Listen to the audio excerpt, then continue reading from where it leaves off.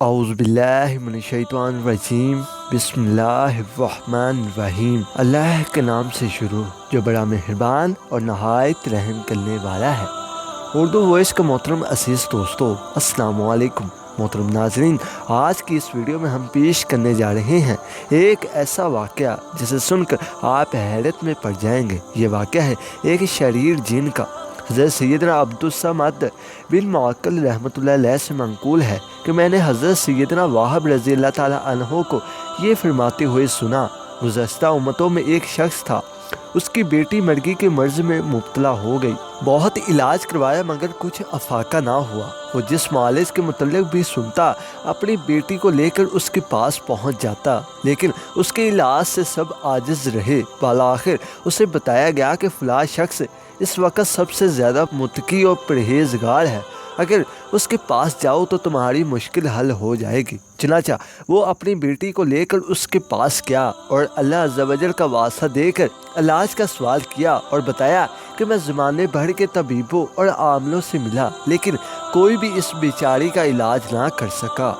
اس نیک شخص نے دکھیارے باپ کی فریاد سنی تو کہا، مجھے اس بات کا خدشہ ہے کہ اگر میں نے تمہاری بیٹی کا علاج کر دیا تو تم لوگوں کو بتاؤ گے اور اس طرح میری شہرت ہو جائے گی اور لوگ مجھے مصیبت میں مبتلا کر دیں گے۔ لڑکی کے باپ نے عہد کیا کہ میں ہرگز نہیں کسی کو بتاؤں گا۔ چنانچہ وہ نیک شخص علاج کرنے پر آمادہ ہو گیا۔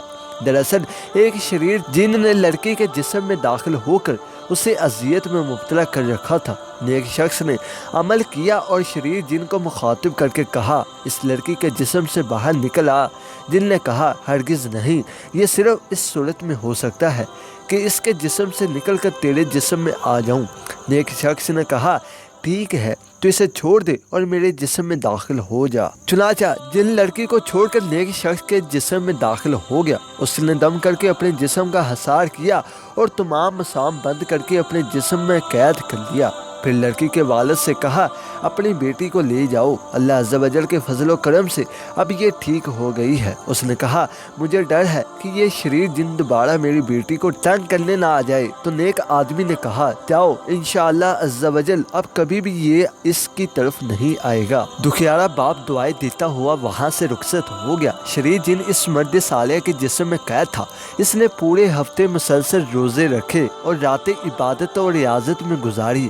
7ویں دن شریر جن نے اس سے کہا، تو کھانا وغیرہ کیوں نہیں کھاتا کہ تقویٰ حاصل ہو؟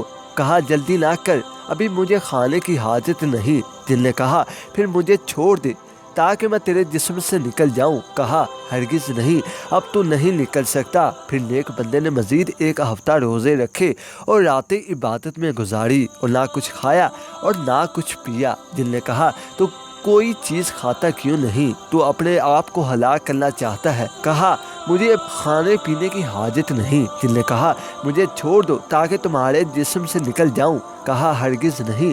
جن نے عاجز ہو کر کہا، خدا عز و جل کی قسم، اگر تو نے مجھے اپنے جسم سے نہ نکلنے دیا تو بھوک و پیاس کی وجہ سے میں تمہارے جسم میں مر جاؤں گا اور تو بھی ہلاک ہو جائے گا، خدا را مجھے چھوڑ دے۔ نیک شخص نے کہا، مجھے خدشہ ہے کہ اگر میں نے تجھے چھوڑ دیا تو تو دوبارہ اس لڑکی کے پاس جا کر اسے تنگ کرے گا۔ جن نے کہا، خدا عز و جل کی قسم، اب میں کبھی بھی نہ اس لڑکی کے پاس جاؤں گا اور نہ ہی کسی اور انسان کی طرف۔ تو نے میرا جو حشر کیا ہے اس کی وجہ سے انسان میرے نزدیک سب سے زیادہ خطرناک ہو چکا ہے۔